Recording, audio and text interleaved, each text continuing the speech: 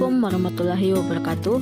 Perkenalkan, kami dari kelompok 3 dengan materi teori kepemimpinan dan pengambilan keputusan, Fakultas Ekonomi dan Bisnis, Prodi Bisnis Digital. Oke, selanjutnya saya akan memperkenalkan anggota kelompok kami. Yang pertama ada saya sendiri,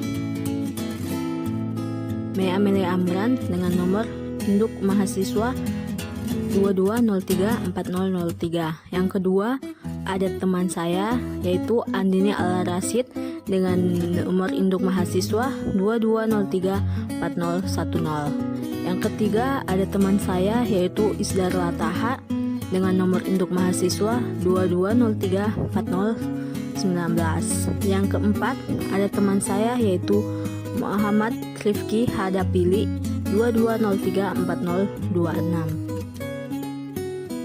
Baiklah, kami di sini akan menjelaskan presentasi kami dengan judul Teori Kepemimpinan dan Pengambilan Keputusan. Terima kasih atas kesempatan yang telah diberikan kepada saya. Baik, saya akan membacakan poin A. Pengertian teori kepemimpinan dan pengambilan keputusan. Kepemimpinan berasal dari kata pimpin yang memuat dua hal pokok, yaitu 1. Pemimpin sebagai subjek. 2. Yang dipimpin sebagai objek. Kata pimpin mengandung pengertian mengarahkan, membina atau mengatur, menuntun dan juga menunjukkan ataupun mempengaruhi.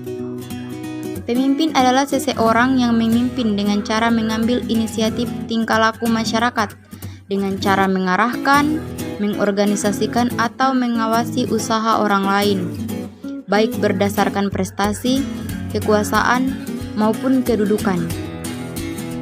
Keputusan adalah hasil pemecahan masalah yang dihadapinya dengan tegas. Hal itu berkaitan dengan jawaban atau pertanyaan-pertanyaan mengenai apa yang harus dilakukan dan seterusnya mengenai unsur-unsur perencanaan. Dapat juga dikatakan bahwa keputusan itu sesungguhnya merupakan hasil proses pemikiran yang berupa pemilihan satu di antara beberapa alternatif yang dapat digunakan untuk memecahkan masalah yang dihadapinya. B. Pendapat teori kepemimpinan. Ada 3 macam teori kepemimpinan menurut Jerry Hamakawibang. 1. Teori sifat atau trait teori. 2. Teori perilaku. 3. Teori situasional kontingensi. Ada 3 macam teori kepemimpinan menurut Miftah Toha. 1. Teori sifat. 2. Teori kelompok. 3. Teori situasional kontingensi. Pada kesempatan ini saya akan melanjutkan materi yang telah dibawakan oleh teman saya. Perbedaan pengambilan keputusan menurut para ahli.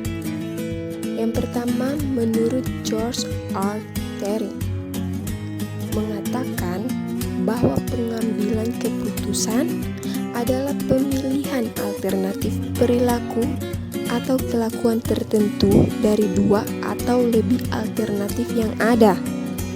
Yang kedua, menurut S.P. Siagian, mengatakan bahwa pengambilan keputusan adalah suatu pendekatan yang sistematis terhadap hakikat alternatif yang dihadapi dan mengambil tindakan yang menurut perhitungan merupakan tindakan yang paling tepat. Dan yang ketiga ada James A. F. Stoner mengatakan pengambilan keputusan adalah proses yang digunakan untuk memilih suatu tindakan sebagai cara pemecahan masalah. Oke, selanjutnya masuk ke poin C, yaitu proses pengambilan keputusan. Yang pertama ada identifikasi masalah. Yang kedua ada pengumpulan dan analisis data. Yang ketiga ada pembuatan alternatif-alternatif kebijakan. Yang keempat ada pemilihan salah satu alternatif terbaik. Yang kelima pelaksanaan keputusan. Yang keenam pemantauan dan evaluasi hasil pelaksanaan.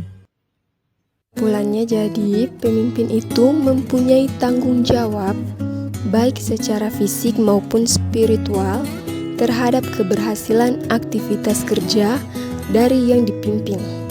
sehingga menjadi pemimpin itu tidak mudah dan tidak akan ada setiap orang mempunyai kesamaan di dalam menjalankan kepemimpinannya. Keputusan.